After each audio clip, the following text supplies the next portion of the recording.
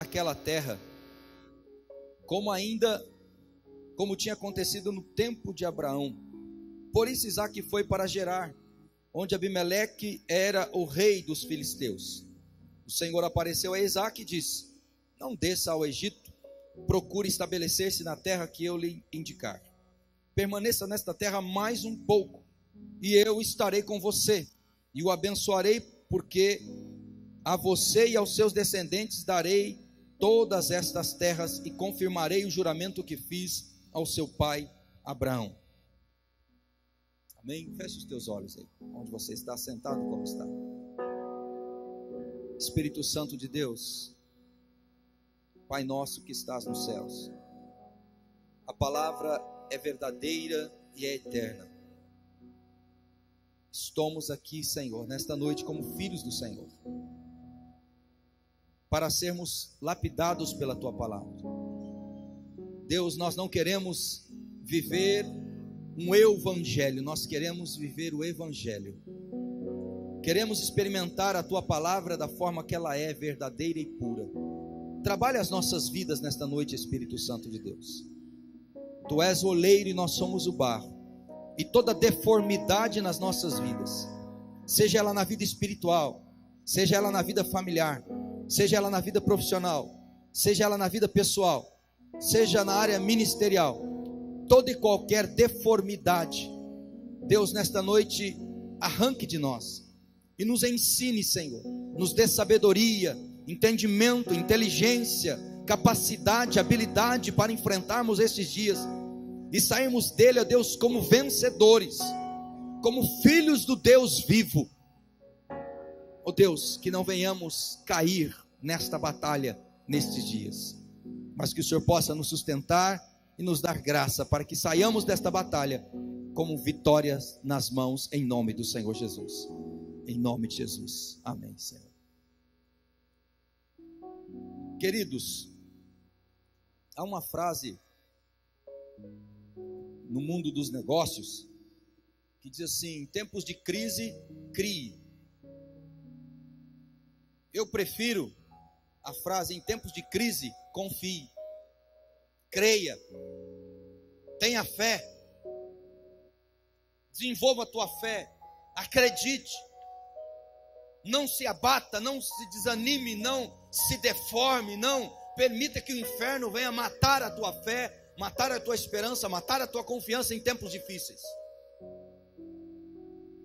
mas que você venha confiar em Deus, porque falar que eu confio em Deus, quando todas as coisas estão ao meu favor, ou quando tudo está bem na minha vida, é muito fácil, mas é nesses dias que nós vamos ver se de fato nós confiamos ou não em Deus, se eu creio ou não em Deus, se de fato a minha fé está firmada em Deus ou nas circunstâncias. É nesses dias de crise que nós vamos descobrir isso. E muitas vezes nós temos medo da crise, nós temos dificuldades com a crise, porque a crise revela em nós um eu que nós não queremos que revele, que seja revelado. O grande problema é esse, a grande questão é essa. Muitas vezes nós não queremos enfrentar a crise, nós queremos evitar esses momentos de crise, porque ela vai revelar alguém em você que você não quer aceitar, que tem dentro de você. Ela vai revelar uma fé em você que você não quer admitir que a tua fé era aquela fé. Ela vai revelar em você uma espiritualidade que você não quer admitir que aquela espiritualidade é de fato a espiritualidade que você tem, não aquela que você demonstrava. Então este é o problema da crise, porque a crise revela em nós uma pessoa que muitas vezes nós não queremos admitir que nós somos. Revela dentro de casa uma esposa que muitas vezes não quer admitir que ela é aquela pessoa, um esposo que é aquele esposo e não quer admitir. A crise revela o nosso caráter de verdade. E aí complica, não é, irmãos? Isso aí é um tanto quanto complicado, porque nós temos a tendência de querer nos esconder, nós temos a tendência de querer usarmos uma máscara de que tudo vai bem, de que tudo está certo. E eu já disse isso aqui há algum tempo atrás. É por isso que dentro da igreja muitas vezes não se fala sobre as dificuldades, só se conta a bênção. Os irmãos só ficam contando bênção para o outro, e as dificuldades, as lutas nós tentamos esconder, porque nós não queremos revelar que nós estamos passando por luta, porque nós temos às vezes até aquele pensamento gospelizado que crente que é crente fiel não passa por luta, crente que é crente fiel não passa por dificuldade. E nós acabamos de ler na Bíblia um texto onde diz que Isaac, quem era Isaac, irmãos? Quem era esse homem?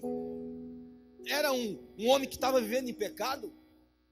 Era um homem que não temia Deus? Era um homem que Deus não tinha relacionamento com ele e que ele não tinha relacionamento com Deus? Isaac, porventura, era alguém que estava distante do Senhor, por isso ele estava enfrentando essa crise?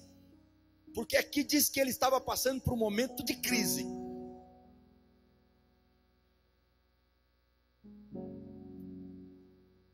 Então, infelizmente, tem algumas coisas que nós acreditávamos ou que estavam cristalizadas dentro de nós, que precisam ser arrancadas, destruídas. E esse pensamento é um desses. Se eu estiver servindo a Deus, se eu estiver fiel, eu não vou passar por dificuldade. Eu quero te dar alguns exemplos bem claros nesta noite de pessoas que mesmo estando dentro da igreja passaram por crise, como eu e você estamos passando, como o nosso país está passando. E nós vivemos dias de crise. Agora, meu irmão, a tendência de alguns pregadores por aí é tentar maquiar esse momento e te encher a bola e dizer para você: não, nós estamos em crise, nós estamos em Cristo e não em crise. A crise não vai te pegar, a crise não vai chegar até você, você vai romper, porque Deus é com você, Deus vai te dar vitória em todo momento, você não vai passar dificuldade. Bem, eu conheço vários irmãos dentro da igreja que estão desempregados, e eles são cristãos, servem a Deus.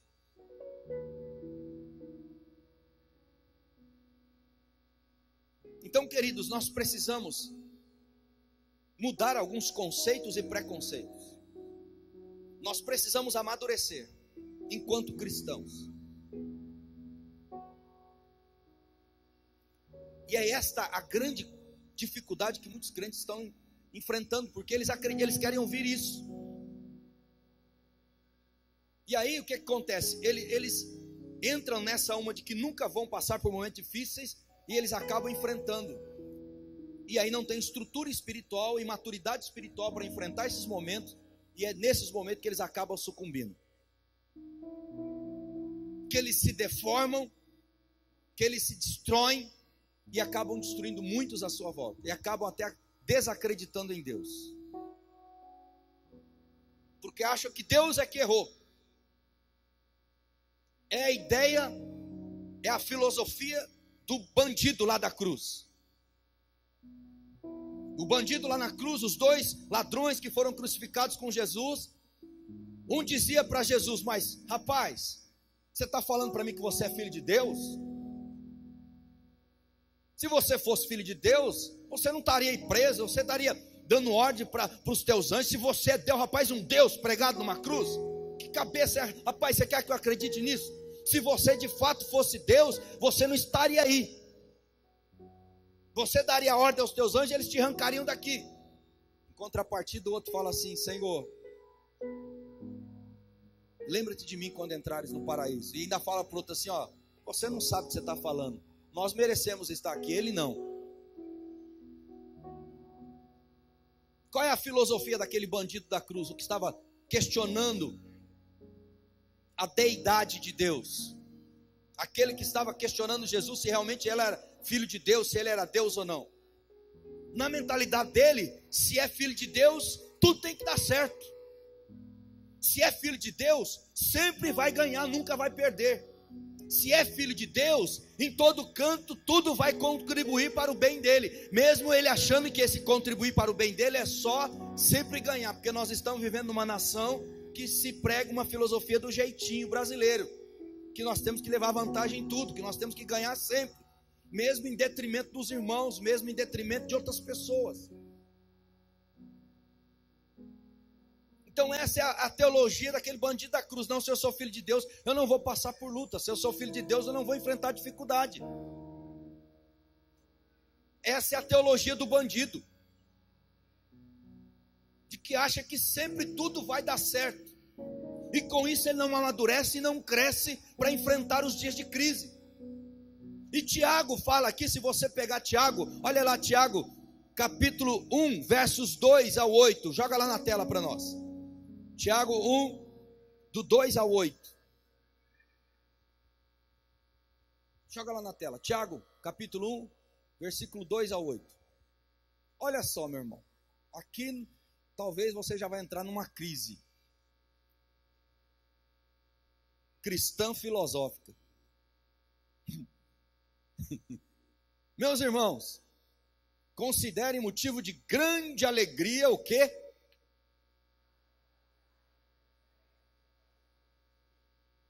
Dentro dessa teologia do bandido aí, isso aqui, meu irmão, está errado.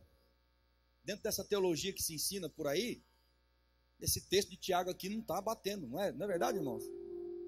Eu vou ter alegria por passar por tribulação, por provação? Você já viu, você já encontrou? Olha que coisa interessante. Você já encontrou um irmão na rua, de manhã indo para o trabalho, e você passa por graça e paz, ele, graça e paz, irmão, glória a Deus, aleluia. Hoje eu estou naquela provação, mas a gigante, a bicha é bruta, a bicha é gigante, rapaz, mas ela veio com tudo, mas glória a Deus, que bênção, mas que alegria que eu estou, irmão, de estar sendo provado, de estar passando por essas provações. Você encontra os irmãos assim?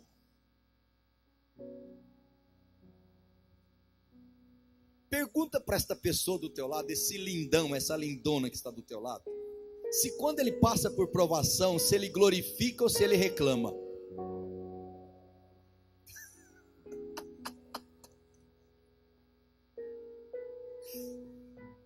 Não mente não, meu filho, por favor.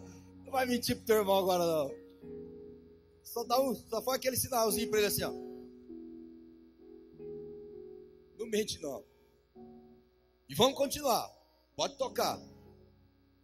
Pois vocês sabem que a prova da sua fé produz perseverança. Pode tocar. E a perseverança deve ter ação completa. Tem que gerar em mim uma ação completa. Deus está me tornando um ser completo. Deus está me aperfeiçoando. Deus está trazendo completude para a minha vida cristã, para a minha fé, para a minha inteligência, para a minha alma, para o meu espírito. Ele está me preparando para esta terra. E ele diz, a fim de que vocês sejam, o quê? Maduros. Porque crente que fica reclamando, murmurando, não sabe enfrentar crise, não sabe enfrentar dias difíceis, é crente infantil. Não tem integridade cristã, é como o bandido da cruz. Ué, meu Deus, se o senhor é Deus, então o senhor tem que fazer. Se Deus é Deus, Deus vai fazer. Não, meu irmão, Deus não tem que fazer nada porque eu quero que Ele faça. Na verdade, eu que tenho que fazer as coisas que Ele quer que eu faça. A vontade que deve ser obedecida não é a minha, é a de Deus. Na relação Deus-homem, a vontade a ser seguida é a vontade de Deus, não do homem. E este é o grande problema, porque muitas vezes nós viemos para a igreja para que Deus faça a nossa vontade e não nós fazermos a dele. É assim ou não é? Eu venho para a igreja porque eu quero que Deus faça a minha vontade. E a minha vontade é casar com a Tonhona ou com o Tonhão. Ainda faz birra, Senhor, se não for com o Tonhão, não quero. Vocês lembram da história que eu já contei da Rosenira aqui, não vou contar de novo, né? Então, meu irmão, muitas vezes nós nos relacionamos com Deus, eu já disse isso aqui, volto a dizer, nós nos relacionamos com Deus por nós, não por Deus. Eu me relaciono com Deus porque é bom para mim, não porque eu gosto de Deus, eu amo Deus, eu quero servir a esse Deus. é porque nessa relação eu espero tirar algum tipo de benefício. Então aqui ele está falando, olha, na provação você vai crescer, você vai se tornar alguém maduro, você vai adquirir integridade, sem lhes faltar coisa,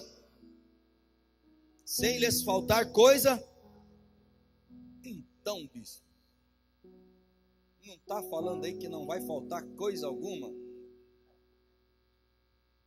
Não vai faltar coisa alguma, mas deixa eu te falar uma coisa, não vai faltar aquilo que de fato é necessário para que você viva, não para que você realize os seus desejos, as suas ilusões. Não está falando aqui de sonhos, não está falando aqui daquilo que é supérfluo. Este é o grande problema, porque muitas vezes nós estamos querendo que Deus faça aquilo que nem é necessário fazer no momento, e nós queremos. Está me entendendo? E alguns ainda usam esses dias, eu falei isso aqui. As pessoas falam assim, Senhor, tua palavra diz que o Senhor é meu pastor e nada me faltará. Legal. Mas quando ela fala isso aqui, o Senhor é meu pastor e nada me faltará, ela está falando, a cabeça dela, o coração dela, a mente dela está assim. Está na primeira parte onde diz que o Senhor é o meu pastor, ou seja, eu vou me submeter à vontade de Deus, onde o Senhor mandar eu vou andar, eu vou deixar que o Senhor guie a minha vida, eu vou deixar que o Senhor dirija os meus passos, eu vou me submeter à vontade do Senhor, porque Ele é o meu pastor.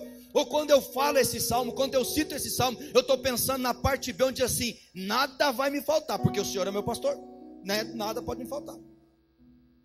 Onde de fato está o meu coração, na parte A ou na parte B do versículo?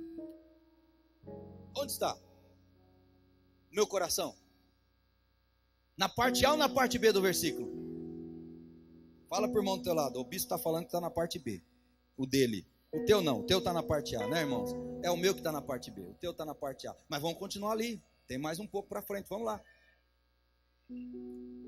Se algum de vocês tem falta de sabedoria, peça para o vizinho, para o colega ímpio do trabalho, para a tua amiga do trabalho que não é cristã. Peça para quem? Para Deus, que a todos dá livremente de boa vontade e lhe será concedido. Então o crente só não cresce em sabedoria se ele não quiser e se ele não orar. Por que muitos crentes falam assim, eu não consigo entender as coisas de Deus, eu não consigo crescer, eu não consigo entender Deus, eu não consigo entender como Deus fala, eu não consigo nem ouvir Deus? Porque para haver esse ouvir Deus, para haver esse entender Deus, para entender essa direção de Deus, mas por que Deus não dirige a minha vida? Porque, meu irmão, você precisa crescer em sabedoria, e você só vai adquirir sabedoria se você pedir a Deus. Pedir a Deus significa o quê? Não é orar? Não é assim que você fala com Deus? Então fala para o teu irmão, vai orar, meu irmão.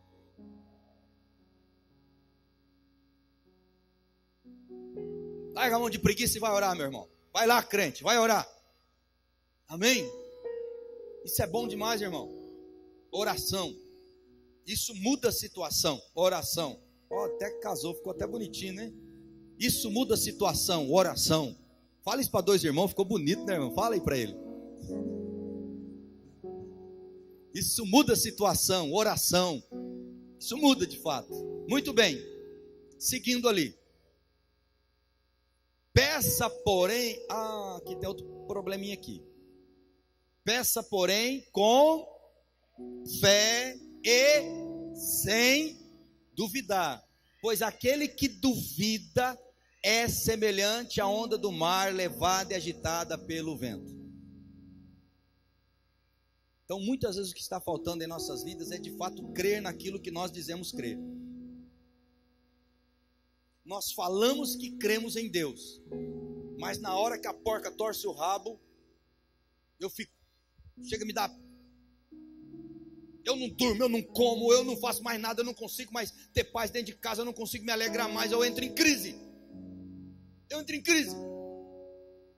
Meu irmão, se você vê um crente, e talvez você esteja até convivendo com alguém assim, só não vai olhar para a cara dele na hora que eu falar, para ele não ficar chateado, né? Porque de repente você vai olhar para a cara da tua esposa, porque é assim, irmãos, igreja, alguém está pregando e dá aquela cutucadinha assim, alguma coisa relacionada ao casal, na hora você fala assim, Ou então assim, ó, a costela do marido ou a costela da esposa sai cheia de hematomas, de tanto ficar assim, ó. Então, qual é o problema? O problema está nisso aqui, ó. Fala uma coisa, mas na hora que a coisa aperta, de fato, não tem fé. E aí entra em crise. Aí não consegue mais fazer nada. Tudo é complicado. Perde o ânimo, perde a alegria, não vem nos cultos, já entra meio que em depressão, já acaba a vida do cristão. Por quê? Ele fala de uma fé que ele não vive. E aqui está falando, meu irmão, peça porém com fé. E ele dá frisa ainda assim, ainda fala assim, e sem duvidar. Porque fé é pedir sem duvidar. Pois aquele que duvida é semelhante à onda do mar, é levado, agitado para lá e para cá. Eu já vi isso. Uma vez nós fomos orar para uma pessoa, lá no Mato Grosso. Fomos orar para uma pessoa enferma. E quando falaram do caso que a pessoa tinha a doença, era muito grave, muito séria. Se lá é para orar por uma dor nas costas, dor na cabeça, o crente sai todo animado. Eu vou lá, vamos expulsar essa dor no joelho, essa dor não sei o quê. Aí fala, ó, tá com AIDS ou tá com câncer em estado terminal. Aí, a gente tem que entender que a vontade de Deus também prevalece, né, irmãos? Vamos respeitar a vontade de Deus, né? Porque ele já está dentro dele, quando falou, você vai orar por um canceroso, ele já fala assim, mas aí não tem jeito. Ele não crê, irmão. Como que Deus vai agir? Como que Deus vai agir? Então nós entramos dentro de um carro para ir orar por uma pessoa que estava com câncer em estado terminal. Aí dois dos que estavam comigo já falou assim, nós vamos lá orar, mas assim, a gente tem que entender que Deus é que vai determinar, a vontade de Deus é que vai prevalecer, porque caso ela não seja curada, é a vontade de Deus. Ou seja, ele não quis assumir a falta de fé dele, e quis que nós entrássemos, embarcássemos na dele, né? Então, não, vamos lá e vamos orar com fé, ué. Deus pode curar. É claro que ele também pode não curar.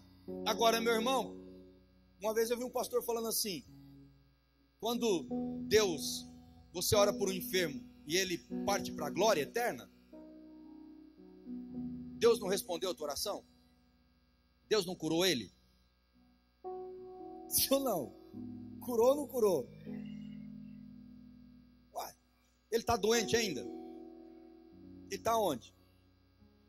No céu. Agora eu só não entendo, irmãos, por que os crentes têm tanto medo da morte.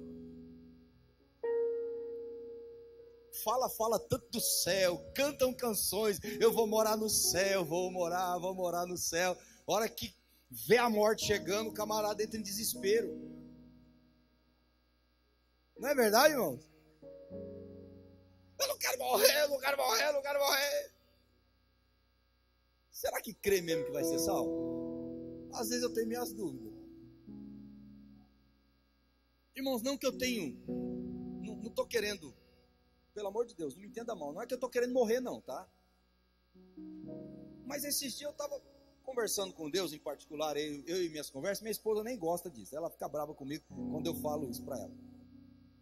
Mas esse dia eu estava falando com Deus e falei, Senhor, olha, o Senhor que sabe, estou facinho, se o Senhor quiser levar, estou facinho. Eu não tenho medo, irmãos, eu passei essa fase de medo de morte. Eu não vivo mais isso aí. E eu entendo que Deus só vai me manter aqui nesta terra enquanto Ele tiver algum propósito com a minha vida. Porque eu já falei com Ele, que a hora que Ele quiser eu estou no jeito. Você está com a mala pronta também, meu irmão? Por que o pessoal fica tão assustado quando fala disso? Tem uns que tá igual aquela carinha do WhatsApp, assim, ó. Fala pro teu irmão do teu lado, você tem certeza da salvação, meu filho? Fala para ele, se não tem, você vigia, porque a qualquer momento você vai, filho. Vocês não se esqueçam da palavrinha do pastor Cláudio Duarte. Nós estamos na fila e cada um com a senha. A qualquer momento a tua senha vai ser chamada. Amém? Alguns falam assim, amém não, bispo. Eu não casei ainda.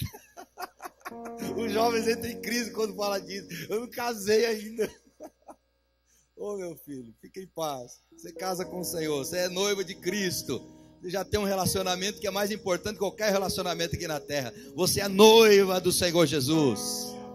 Amém? Somos noiva do Senhor Jesus. Pode tocar lá. É até o 8 que nós vamos. 7. Não pense tal pessoa que receberá alguma coisa do Senhor. Tal pessoa quem? Aquela que pede duvidando. E esse é o problema, porque no tempo de crise, a maior parte das pessoas ficam com dúvida. Ah, mas está difícil, a situação está complicada, os dias são complicados. Ah, mas será que realmente isso pode acontecer? Será que isso pode... Meu irmão, duas coisas o sábio nos fala: que você pode ser abençoado sim, como também pode não ser abençoado, mas de qualquer forma você vai para o céu. Amém, irmãos? Se Deus te abençoar, glória a Deus. Se não te abençoar, persevere, fique firme, porque de alguma forma essa aprovação vai contribuir para o teu bem. Agora, se você não ter fé, se você começar a duvidar do poder de Deus em dias de crise, se você começar a achar que Deus também está em crise, preste atenção nisso aqui, porque muitas pessoas parecem que Deus também está em crise. Não, a crise está tão brava que para a pessoa Deus também está em crise. Deus não pode fazer isso, porque está muito difícil. Deixa eu te falar uma coisa. O nosso Deus, o grande eu sou, Ele sempre foi, Ele é e sempre será o mesmo. Tem o mesmo poder para agir, tem o mesmo poder para fazer. Ele não está sujeito a nada. Ele é um Deus poderoso, onipotente. Ele é todo poderoso, Ele é todo poder. Ele pode fazer o que quiser. Então não duvide, creia que Deus é um Deus soberano e poderoso. Se você pegar aqui, você vai ver que a vida de Isaac aqui é a maior prova disso. Depois eu vou te dar outros exemplos, mas vamos terminar aqui o texto que eu falei. Verso 8, para encerrar. Pois tem mente dividida e é instável em tudo o que faz. Pois tem mente dividida e é instável. Instável o quê? Ora faz, ora não faz, ora está bem, ora não está. A crise mexe com as emoções, mexe com a fé, mexe com a estabilidade emocional. Hoje chega na igreja dando risada, alegre, feliz, amanhã está aqui triste, bicudo com todo mundo, tratando mal todo mundo, porque não tem estabilidade espiritual e muito menos emocional. Essa semana agora que se passou, falei muito sobre inteligência emocional. É o que está faltando para muitos crentes. Deus me deu a oportunidade até de falar para todos os professores da escola, inclusive para os supervisores da diretoria de ensino, para pais, para alunos, falar sobre isso, inteligência emocional.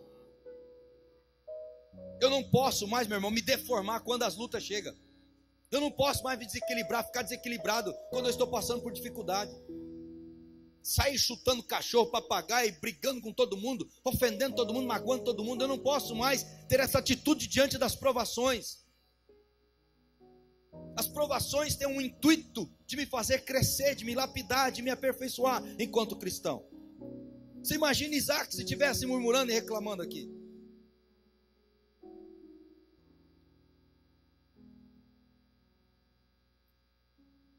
Isaac, passando por luta, Deus fala para ele: não vai para lá, porque ele estava no coração de ir para o Egito, porque no Egito ainda tinha uma certa abundância de alimento, tinha o vale fértil do Nilo, e lá ainda tinha muita coisa boa, principalmente pastagem para os animais, e comida, alimento e etc.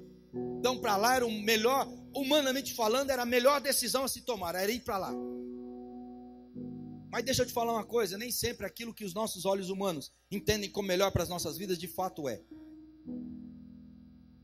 Nem sempre. Tolo é o homem que guia a sua vida pelo que ele vê, pelo que ele olha, e não pelo que Deus dá para ele como direção da sua vida. A nossa visão é limitada, é curta. É muito curta em relação àquilo que nós vemos. Eu, por exemplo, não consigo vislumbrar o que está acontecendo aqui na rua do lado aqui.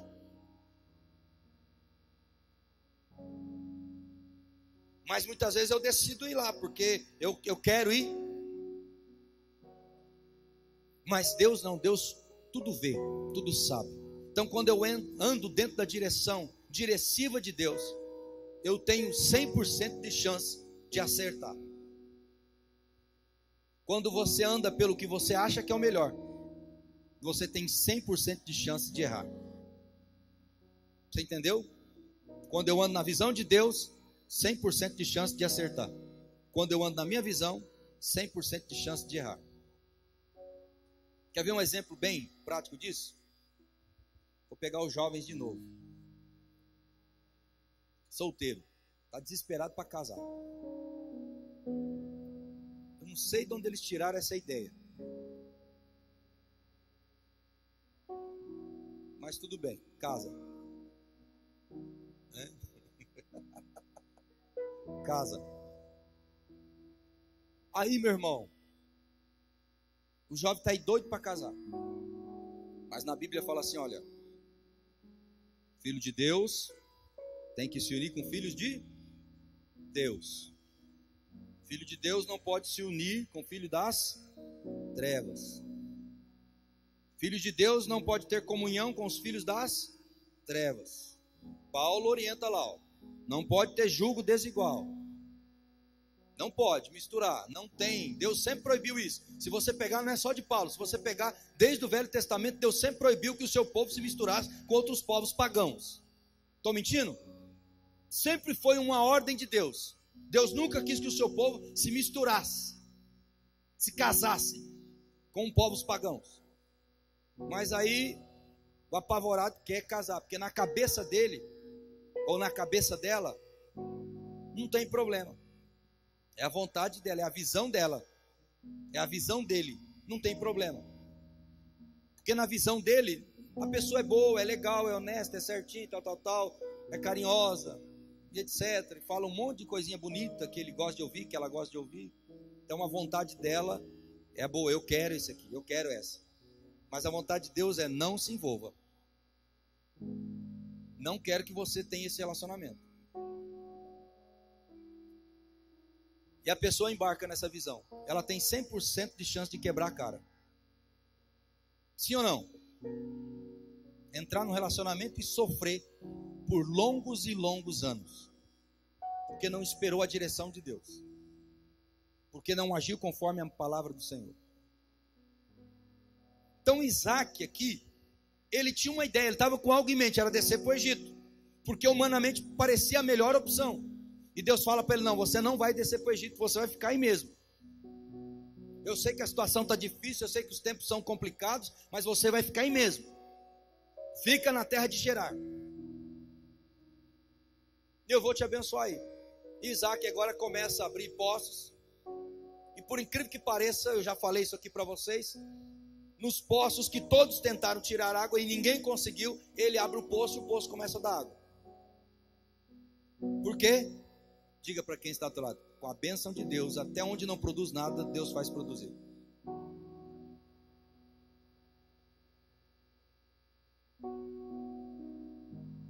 Quando Deus nos dirige, até momentos, situações, lugares onde nós nunca conseguimos arrancar nada, Deus faz produzir.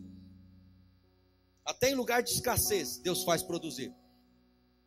Deus é poderoso para isso.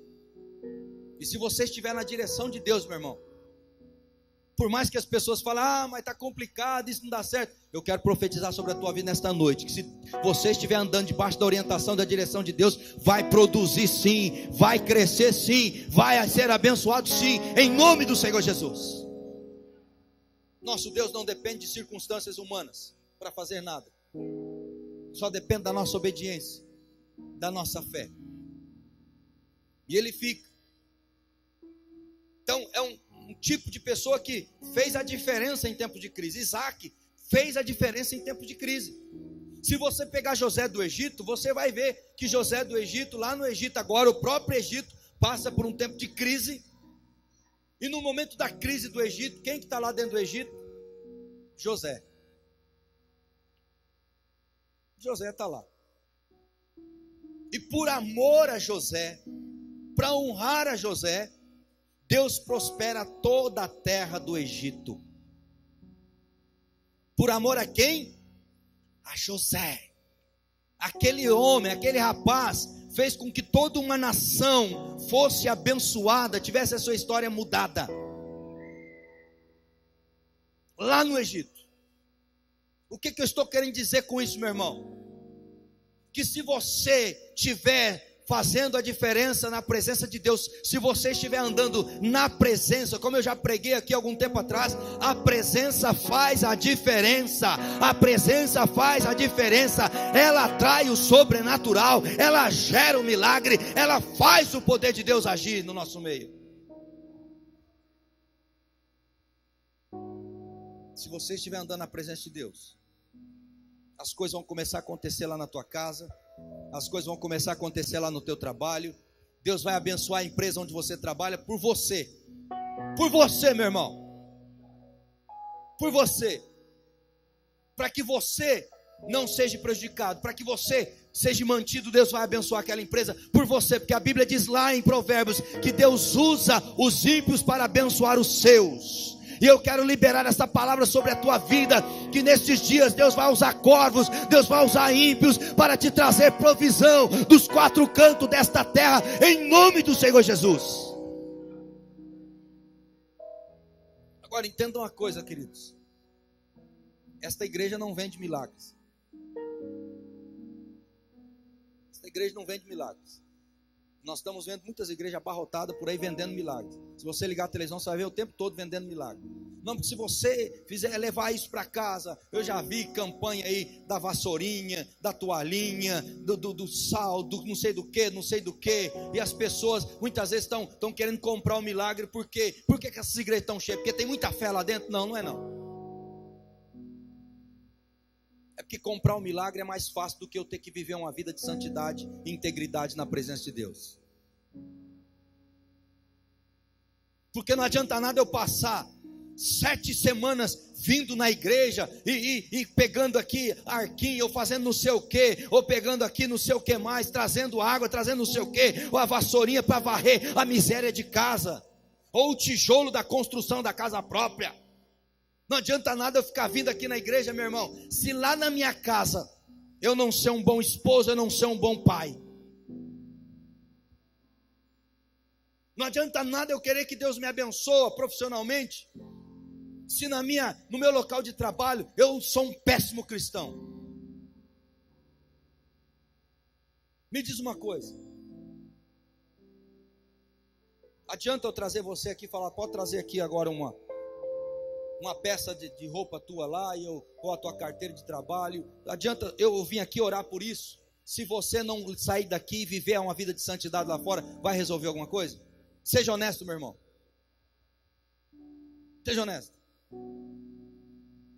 Não vem na campanha aqui que Deus vai restaurar o teu casamento. Mas espera aí. Mesmo que eu não decida mudar minha atitude com a minha esposa, mesmo que a esposa não decida mudar a atitude dela com o marido, mesmo que o filho não decida obedecer a pai e mãe, porque a Bíblia diz que o filho tem que honrar pai e mãe para que ele vá bem nesta terra. E a Bíblia diz que o marido tem que amar a sua esposa ao ponto de sacrificar por ela. E a esposa tem que submeter ao marido, mesmo o casal não submetendo, não cumprindo a palavra, ele só vir na campanha, vai mudar a história de vida dele? Deus vai abençoar a vida deles? Vamos ser honestos, irmãos. Está falando de maturidade. Vai mudar ou não vai? Sim ou não? Estou te fazendo pensar, não é? É ou não é?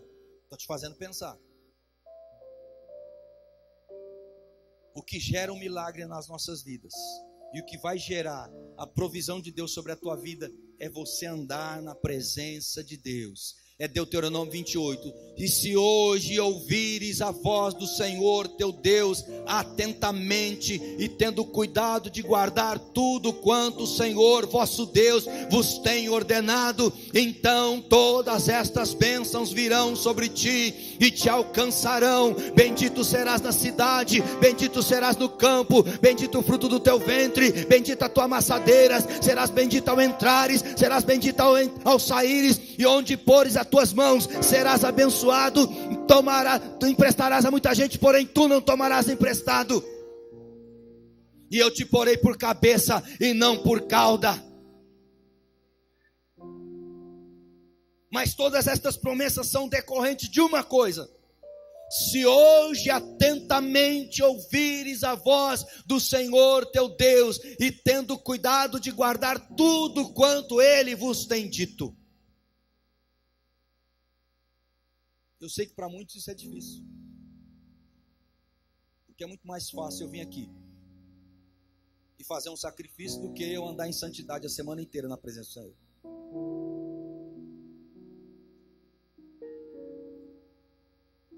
E aí essa crise chega até no evangelho, porque nós vivemos esse evangelho desta forma. É o evangelho do bandido. Se eu sou filho de Deus, então Deus tem que fazer na minha vida. Essa não é a ideia do bandido? Se é filho de Deus, não vai passar por a luta, então eu vou lá e vou fazer essa campanha e Deus tem que me abençoar de qualquer jeito. Não. Não é assim. Você quer que os céus se abram sobre a tua vida, meu irmão? Você quer que os céus se abram sobre a tua vida, minha irmã? Ande na presença. Ande na presença.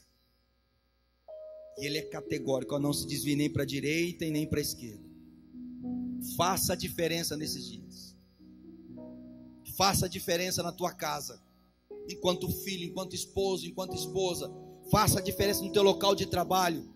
Faça a diferença na tua família, no meio dos teus amigos, na tua faculdade, na escola.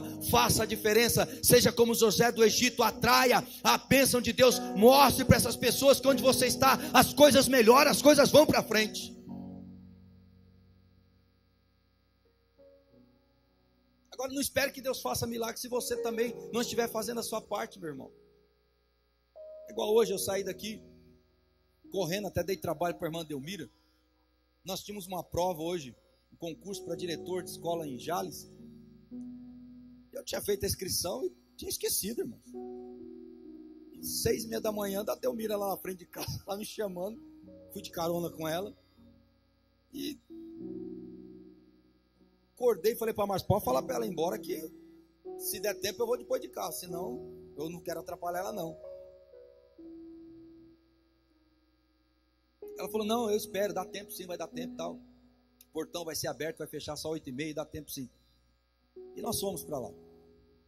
Mas aí assim, eu fui para o desencargo de consciência, eu fui de alegre. Porque eu não estudei para esse concurso, não li nem o edital. Então eu fui fazer por experiência. Aí alguém depois, já terminou a prova, alguém perguntou para mim, e aí? Como é que foi? Eu falei assim, das 70 questões, só teve 2 que eu fiquei em dúvida. Ô louco, então você arrebentou. Eu falei, não, as outras eu não sabia mesmo. Eu fiquei em 2 eu tinha dúvida, as outras eu tinha certeza que eu não sabia.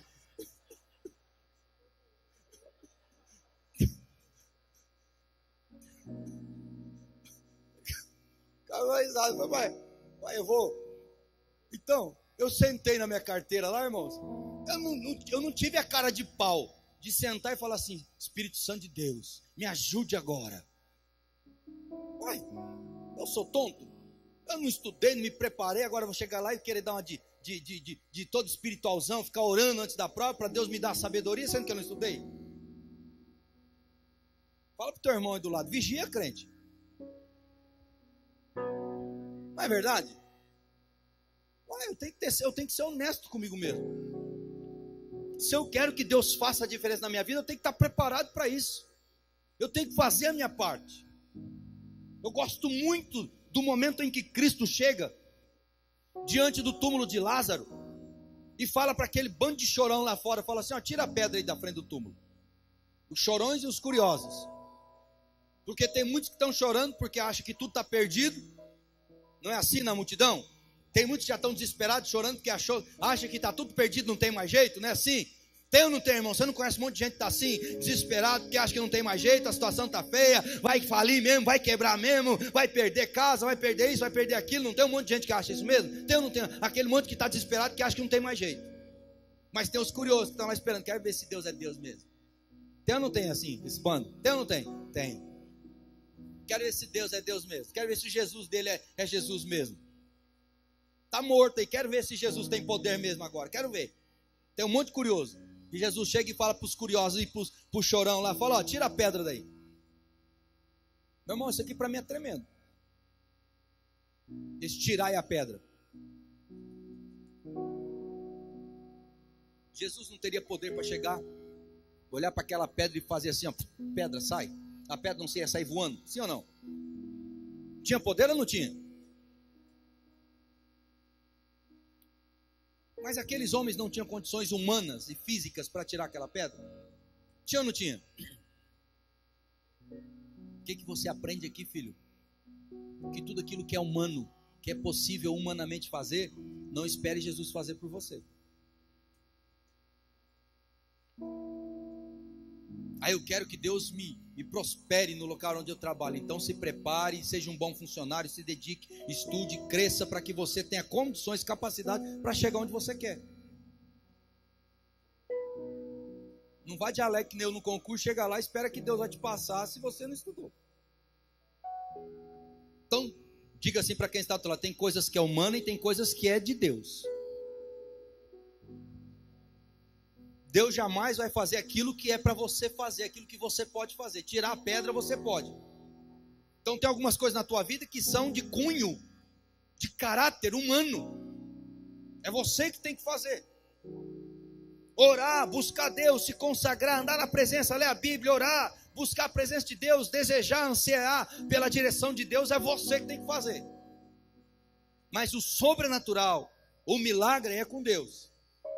Ser funcionário, ser um bom esposo, ser uma boa esposa, ser um bom líder, ser um bom aluno, depende de você, o resto é com Deus, o milagre é Deus que faz. Ficou claro aqui, irmãos? Tudo bem até aqui? Sim ou não? Então amém. Um barco,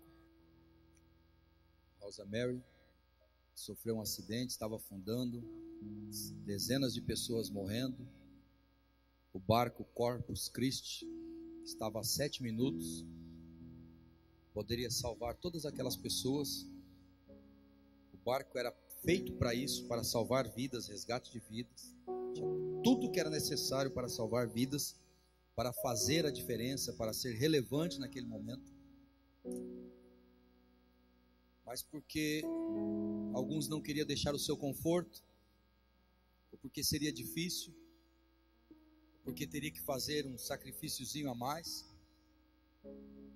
permitiram que todas aquelas vidas perecessem. E aí aquele oficial que estava preparando os barcos salva-vidas disse: não, eu tenho aqui 24 barcos para descer, eu preciso de 2 tripulantes para cada barco, e vocês me vêm com 6 pessoas? Tem 60 pessoas lá em cima e só me vêm 6. Ou seja, tanta gente preparada, e por que só um pouquinho faz? Por que só um pouquinho se envolve? Esse barco da salvação é a igreja, somos nós, eu e você. Nós somos esse barco. Aí fora há um caos, está tudo perecendo, está tudo afundando. E há um monte de vidas pedindo socorro lá fora. Pedindo socorro. O que nós vamos fazer? Vamos ficar aqui dentro que nem aquele oficial lá do salão da igreja? Vamos continuar fazendo nossos cultos certinho, no momento certinho? Preocupado para não molhar o carpete do salão e deixar que as vidas se percam lá fora? Vamos ficar aqui dentro preocupados só com as nossas necessidades, com o evangelho? Ou nós vamos lá para fora viver o evangelho de Cristo e fazer a diferença, e ver milagres acontecendo, sim, ver a bênção de Deus acontecendo, sim, porque onde há um homem ou uma mulher de Deus, as coisas começam a mudar. E eu creio que nós vamos mudar a nossa nação através da nossa vida com Deus. Não é criticando políticos e tacando pedra em ninguém. Até porque o problema da ética e da moral, essa crise que nós estamos vivendo, não é só uma crise econômica, é uma crise moral também, uma crise ética. Às vezes muitas pessoas ficam criticando os políticos lá em cima, mas ele, se tem a oportunidade de levar alguma coisa do trabalho dele escondido, ele leva. Se ele tem a oportunidade de fazer 3 xerecos lá no trabalho dele, que ele não podia fazer e ninguém está vendo, ele faz. Só é a proporção diferente, mas a corrupção é a mesma. E muitas vezes nós ficamos olhando lá para cima. Nós temos que começar a mudar aqui, ó. Os cristãos do Brasil precisam assumir uma posição de fazer a diferença. E aí então nós vamos começar a mudar a nossa nação. Mas para começar a mudar a nação, nós precisamos começar mudando lá dentro da nossa casa, aqui dentro da igreja, lá fora, lá no nosso local de trabalho, fazer a diferença onde nós formos. Se coloque de pé.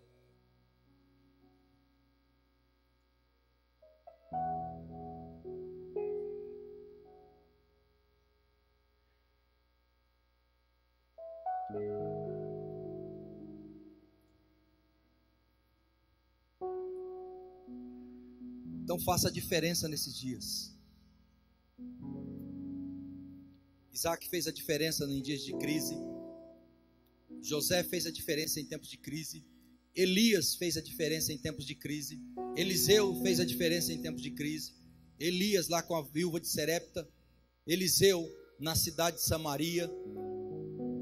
E muitos outros homens e mulheres de Deus que fizeram a diferença em tempos de crise. Porque eles não se deixaram contaminar e se deformar com a crise. Mas eles permaneceram fiéis a Deus. Você entendeu isso? E se você fizer isso, não se desviar nem para a direita e nem para a esquerda, o Senhor vai te abençoar. Mas até que a bênção não chegue, até que as circunstâncias não mudem, não se deforme, não vire um murmurador ao invés de um adorador, não se transforme em uma pessoa amarga, não se transforme em uma pessoa rancorosa, uma pessoa sem sal, insípida, um cristão que não brilha. Ainda que a vitória demore um pouco, permaneça fiel, permaneça firme na presença do Senhor, faça a diferença, continue firme, que nem José, mesmo sendo traído pelos próprios irmãos, sendo vendido, vivendo um tempo na prisão injustamente, mesmo assim, ele não se deformou, ele permaneceu fiel, dando testemunho de fidelidade a Deus. Porque uma coisa é certa, como eu disse aqui alguns dias atrás, nenhuma crise dura para sempre,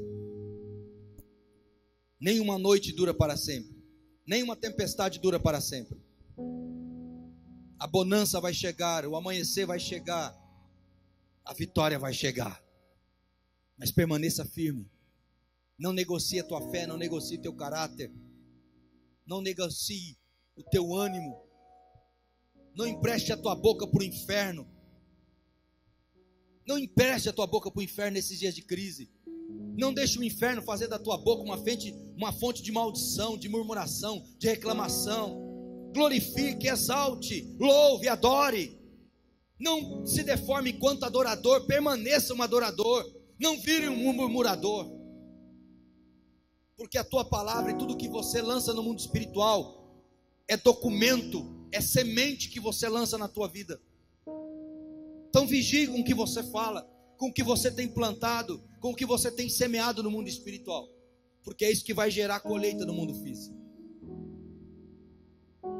Você entendeu? Então feche os teus olhos. Eu quero orar por você agora.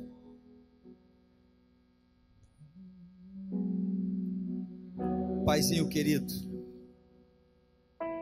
nesta noite eu quero me colocar e apresentar toda a tua igreja diante do Senhor. São dias de fato, dias difíceis, dias de crise, mas como o Senhor ordenou a Isaac, nós também entendemos, ó Deus, que nós não podemos voltar para o Egito, para o velho homem, para o homem do pecado, para o homem da mentira, do engano, da traição, das negociatas, o homem deformado, o homem caído. Não, Senhor, nós queremos permanecer fiéis, assim como José, meu Deus, passando por todas aquelas provas, todas aquelas lutas, e não negociou a vida de santidade, não negociou o caráter cristão, não negociou a sua vida com o Senhor. Da mesma forma nós queremos permanecer firmes nesses dias, ainda que eles demorem em passar, nós vamos permanecer firmes, nós vamos permanecer fiéis, nós vamos permanecer honestos, nós vamos permanecer verdadeiros, sinceros,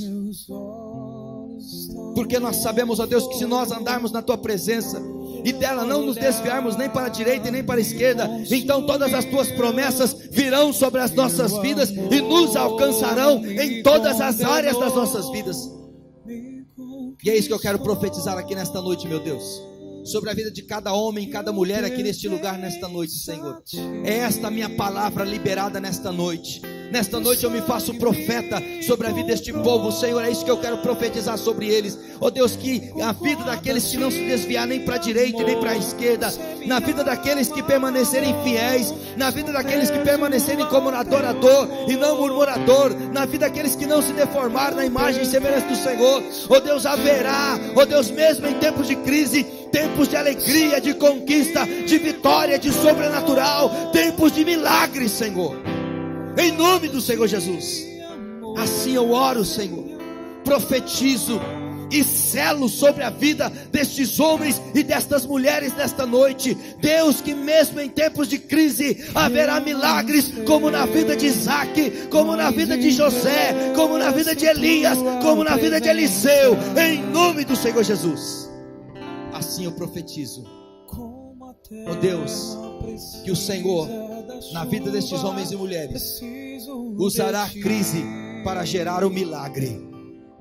Deus, em nome de Jesus eu creio, Senhor, que na vida dos teus fiéis, daqueles que de fato têm andado na tua presença de acordo com a tua vontade, o Senhor usará os tempos de crise para gerar milagres, para gerar o sobrenatural na vida deles, em todas as áreas. Assim eu profetizo, assim eu profetizo, assim eu profetizo. Receba, receba, receba, em nome do Senhor Jesus, em nome do Senhor Jesus, em nome do Senhor Jesus, em nome de Jesus. Amém e amém. Se você crê, glorifique a Deus em nome de Jesus. Aleluia. Glória a Deus.